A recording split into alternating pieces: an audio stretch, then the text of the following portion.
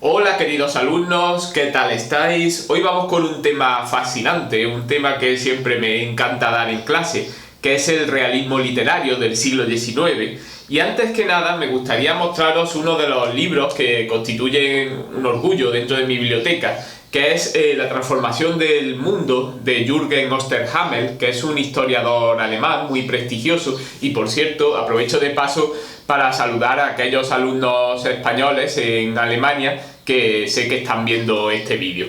Pues bien, este libro, cuyo subtítulo es Una historia global del siglo XIX, que por cierto lo tengo muy deteriorado, incluso de tanto llevarlo en la mano pues he perdido, se deterioró del todo la cubierta, que era bastante bonita, aunque os la pongo aquí en forma de imagen.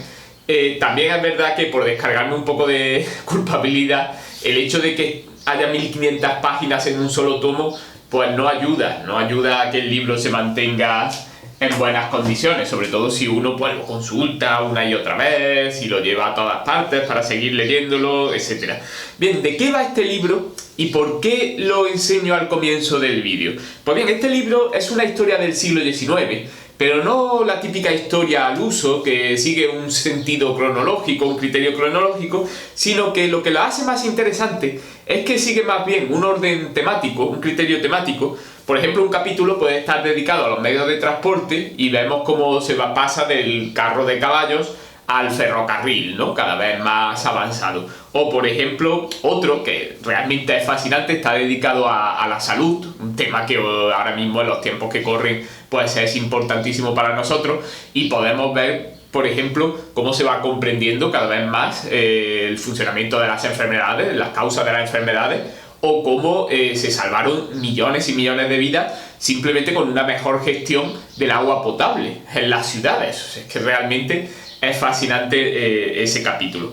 ¿Qué imagen se forma de la larga pero muy provechosa lectura de este libro? Pues se forma la imagen de que el siglo XIX transformó el mundo de una manera brutal, arrolladora, que liberó una gran energía, que fue el siglo en el que comenzaron a multiplicarse de manera vertiginosa las fuerzas humanas, las fuerzas transformadoras de la sociedad humana.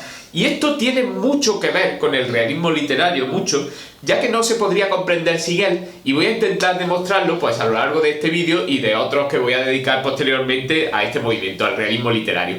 De hecho, hay una cita, un pasaje del Manifiesto Comunista de Marx y Engels que recoge de manera perfecta esa sensación de estar viviendo una época de rápida transformación, de que se están poniendo en marcha fuerzas poderosas que él identifica básicamente con una clase social, que es la burguesía, pero yo creo que va más allá, tiene mucho que ver con la filosofía, tiene mucho que ver con la ciencia. De alguna manera, el racionalismo del siglo XVIII sentó las bases para esa explosión de más práctica, más tecnológica, de innovación que fue el siglo XIX, ¿vale?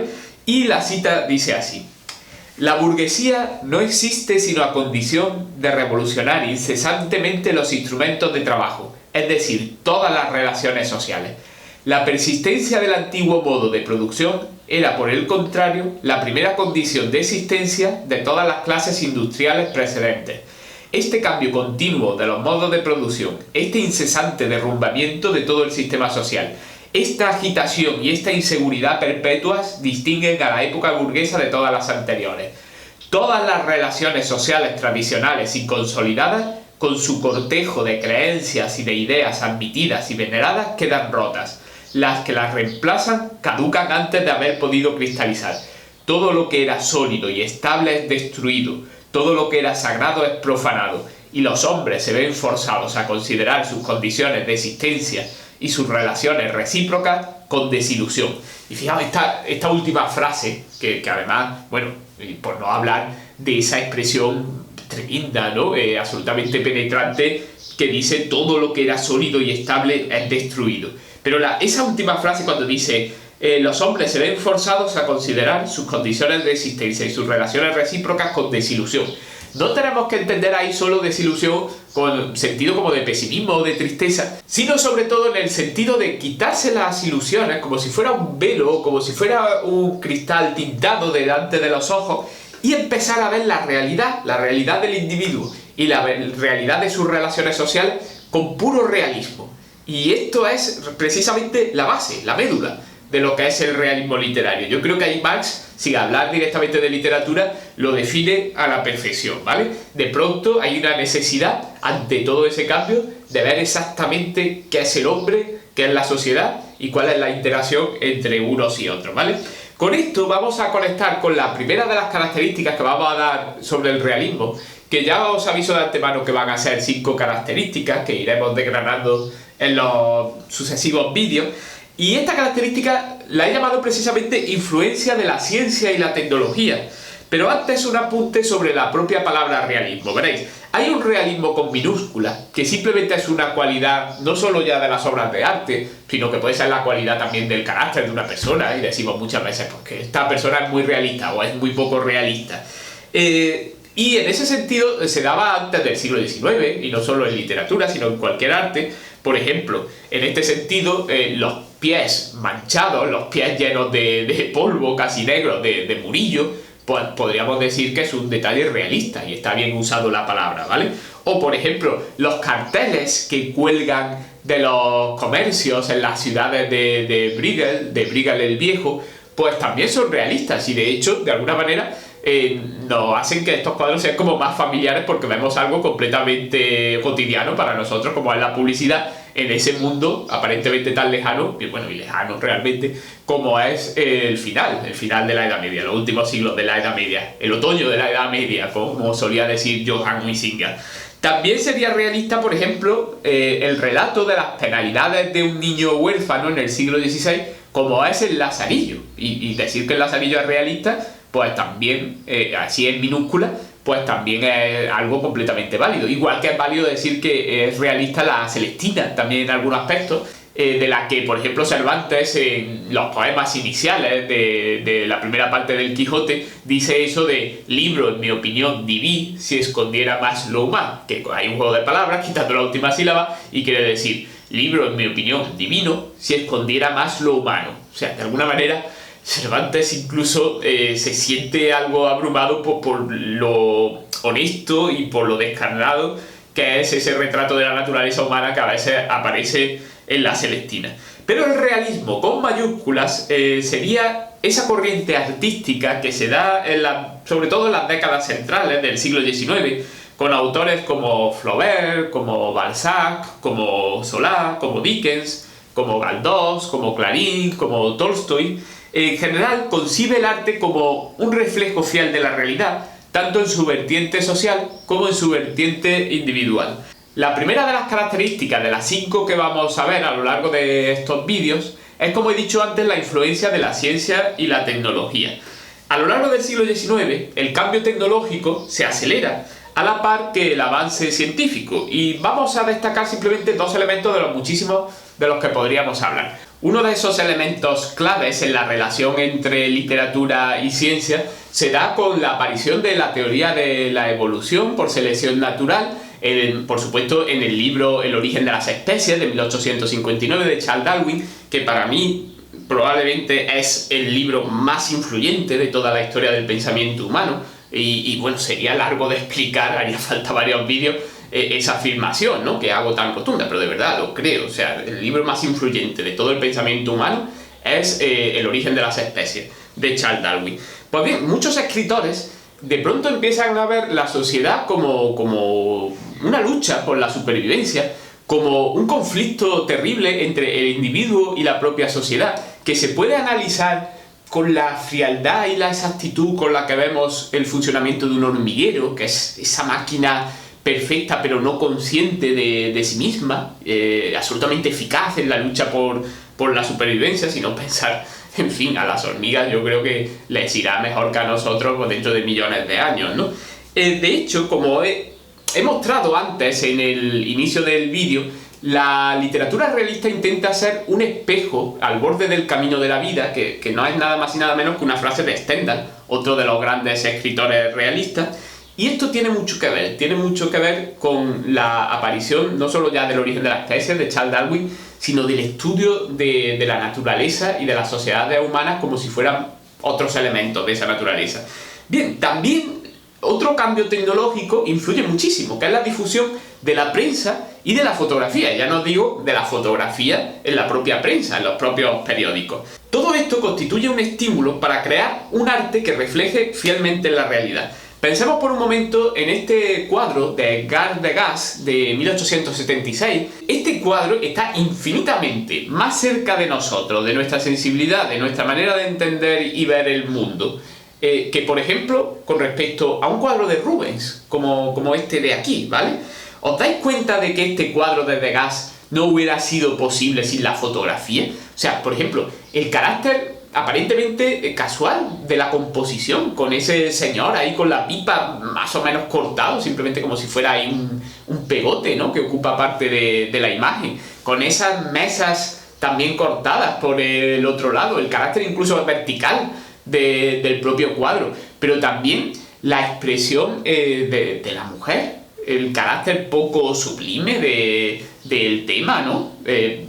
Nos hace pensar en una fotografía simplemente robada, en un instante simplemente casado a través de la fotografía, y no es casualidad, ¿eh? O sea, este cuadro realmente no hubiera existido si no hubiera existido la fotografía. Pues bien, en la literatura realista vamos a ver muchas escenas que tienen el espíritu de este cuadro, pero pensemos también en la diferencia abismal y en la diferencia decisiva que se da, por ejemplo, entre estas dos imágenes de la Guerra Civil Americana, la conocida como Guerra de Secesión, entre el norte y el sur. Porque por un lado tenemos el cuadro en donde la guerra parece como algo glorioso, es verdad que hay alguien ahí en el suelo, por cierto, cortado también la imagen, no se le llega a ver la cara, como un poco como diciendo, bueno, en fin, sabemos, es posible que en la guerra incluso muera alguien, dicen que a veces eso ocurre, ¿no? Pero podría estar perfectamente tumbado al sol, tomando el sol, poniéndose moreno. Y la diferencia con la fotografía, que es brutal, que es descarnada, que ahí está la realidad pura y dura de cuerpos jóvenes que no estaban en el momento natural de morir y de perder la vida, descomponiéndose al sol y al aire libre, con toda la vulgaridad y con toda la indecencia casi pornográfica de la muerte al por mayor, ¿no? O sea, es una cosa absoluta. O sea, ¿quién puede idealizar la guerra después de eso? En fin, ¿quién puede idealizar la guerra después de eso? Pues, por ejemplo, hay pasajes de Tolstoy en Guerra y Paz, y los leeré en libros posteriores, que son equivalentes a esa fotografía, en su descarnada presentación nada idealizada de la guerra. El hecho de que imágenes así, de cualquier lugar del mundo, estuvieran cada vez más disponibles, influyó en que ese velo, ese cristal tintado de lo que es el idealismo romántico, pues se fuera deshaciendo, se fuera rompiendo, y fuera animando a los artistas a crear un arte cada vez más cercano a la realidad, que intentara ser ese espejo en el camino de la vida del que hablaba Stendhal. Por todo ello se da la segunda característica, que no va a ser otra que la que, bueno, he llamado rechazo de la etapa anterior, es decir, de la literatura romántica. Un movimiento literario, un movimiento artístico en general, no puede nacer si no rechaza el movimiento anterior, pues si no simplemente lo llamaríamos una continuación de ese movimiento anterior. Esta reacción contra el romanticismo la podemos definir más o menos así: frente al individualismo romántico y su énfasis en la emoción y la subjetividad, el realismo mostrará una actitud más distanciada, buscando sobre todo la descripción minuciosa, como he dicho antes, del individuo y de su relación con la sociedad, como si fuera una hormiga dentro de ese enorme hormiguero. Y en este paso del romanticismo al realismo destaca especialmente una obra que es Madame Bovary, de Gustave Flaubert, que de alguna manera parodia el estilo romántico de una manera equivalente a como lo hacía Cervantes con el Quijote, que parodiaba las novelas de caballería, pero no solo las novelas de caballería, sino lo que en general era la literatura, el relato idealista, la novela pastoril, la novela bizantina, la novela morisca, tan alejados todos ellos de la realidad. Y su argumento está basado en una mujer a la que le encanta leer literatura romántica, que es un poco como un Quijote, aunque mucho menos simpático, que se deja llevar por esas lecturas románticas y, bueno, ella lo que quiere es ser infiel a su marido, vivir las aventuras de los personajes de las novelas que le encantan, etcétera, etcétera. Vamos a acabar este primer vídeo sobre las características del realismo literario con un fragmento terrible de esta novela, Madame Bovary, que incluso dio lugar a un juicio en la época muy sonado, muy célebre, por escándalo público, podríamos decir que este fragmento destruye el romanticismo de una forma cruel. Y fijaos en esta viñeta, que siempre la enseño en clase porque es que me encanta, es una viñeta de la época, ¿vale? De la época en la que Madame Bovary creó ese escándalo en la sociedad. Y aquí vemos a Gustave Flaubert como un cirujano, como una especie de profesor de anatomía, que nos muestra de manera cruel, sin ningún tipo de sentimiento, con actitud fría y científica, el corazón de Madame Bovary, un corazón nada idealizado, un corazón más bien, bueno, una mezcla entre el corazón idealizado romántico y el corazón realista, ¿no? Lo muestra a su público como diciendo, bueno, a partir de ahora, señoras y señores, el corazón va a ser esto y solo esto. No, dejaos de tonterías, dejaos de idealizaciones. Un corazón humano es esto. Y por cierto, a un lado de la imagen tenemos de una manera brutal ahí el cadáver de Madame Bovary, al que ni siquiera se le ve el rostro, simplemente vemos las piernas tiradas ahí como de cualquier manera sobre la mesa de operaciones. Realmente la viñeta nos habla perfectamente del fin del romanticismo y del comienzo de lo que estamos hablando, precisamente de ese realismo literario del XIX. Pues bien, en el pasaje que voy a leer para terminar este vídeo de Madame Bovary, uno de los amantes de la protagonista, el cínico Rodolfo, que en realidad, pues bueno, solo la quiere por el placer de la conquista y porque se aburre, le escribe una carta de despedida porque está absolutamente harto de ella y dice así: «Bueno», se dijo, «empecemos», escribió, «ánimo, Emma, ánimo, yo no quiero causar la desgracia de su existencia». Después de todo es cierto, pensó Rodolfo, actuó por su bien, soy honrado. Ha sopesado detenidamente su determinación. ¿Sabe el abismo al que la arrastraba, ángel mío? No, ¿verdad? Iba confiada y loca, creyendo en la felicidad, en el porvenir. ¡Ah! ¡Qué desgraciados somos! ¡Qué insensatos! Rodolfo se paró aquí buscando una buena disculpa. ¿Si le dijera que toda mi fortuna está perdida? Ah, no, y además esto no impediría nada. Esto serviría para volver a empezar. ¿Es que se puede hacer entrar en razón a tales mujeres? Reflexionó, luego añadió: no la olvidaré, puede estar segura, y siempre le profesaré un profundo afecto.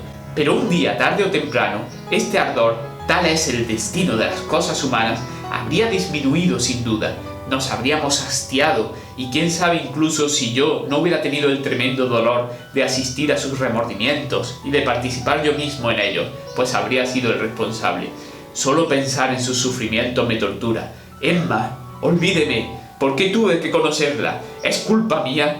Oh, Dios mío, no culpe de ello más que a la fatalidad. He aquí una palabra que siempre hace efecto, se dijo. Ah, si hubiera sido una de esas mujeres de corazón frívolo como tantas se ven, yo habría podido, por egoísmo, intentar una experiencia entonces sin peligro para usted.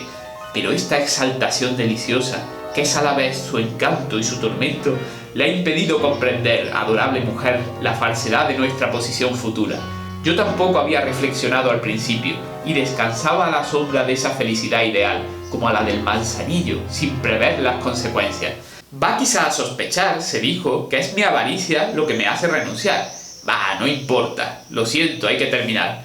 El mundo es cruel, Emma. Donde quiera que estuviésemos nos habría perseguido. Tendría que soportar las preguntas indiscretas, la calumnia, el desdén, el ultraje tal vez. Usted ultrajada, oh, y yo que la quería sentar en un trono, yo que llevo su imagen como un talismán, porque yo me castigo con el destierro por todo el mal que le he hecho. Me marcho. ¿A dónde? No lo sé. Estoy loco. Adiós. Sea siempre buena. Guarde el recuerdo del desgraciado que la ha perdido. Enseñe mi nombre a su hija para que lo invoque en sus oraciones. La llama de las 2 velas temblaba. Rodolfo se levantó para ir a cerrar la ventana, y cuando volvió a sentarse... Me parece que esto es todo. Ah, añadiré para que no venga a reanimarme. Estaré lejos cuando lea estas tristes líneas, pues he querido escaparme lo más pronto posible a fin de evitar la tentación de volver a verla. No es debilidad, volveré, y puede que más adelante hablemos juntos y muy fríamente de nuestros antiguos amores. Adiós. Y había un último adiós, separado en 2 palabras, adiós, lo cual juzgaban de muy buen gusto. ¿Cómo voy a firmar ahora?, se dijo. ¿Su siempre fiel? ¿Su amigo? Sí, eso es, su amigo. Rodolfo releyó la carta, la encontró bien. Pobrecilla chica, pensó enternecido, va a creerse más insensible que una roca. Habrían hecho falta aquí unas lágrimas, pero no puedo llorar, no es mía la culpa. Y echando agua en un vaso, Rodolfo mojó en ella su dedo y dejó caer desde arriba una gruesa gota que hizo una mancha pálida sobre la tinta. Después, tratando de cerrar la carta, encontró el sello Amor nel cor. Esto no pega en este momento. Bah, no importa. Después de lo cual fumó 3 pipas y fue a acostarse. Esa gota de agua, que finge ser una lágrima, tomada con el dedo en un vulgar vaso, ¿vale?, lleno de agua y derramada sobre la tinta de la carta, es como una puñalada mortal en el corazón del romanticismo, y después de eso ya no se puede recuperar. Pero seguiremos con todo esto, con el realismo literario y el resto de las características, que van a ser 5 en total, pues en el próximo vídeo. Hasta ese momento, pues sin nada más que añadir, me despido de vosotros, me pongo una de mis gafas de Tour Life y os digo una vez más, hasta la próxima.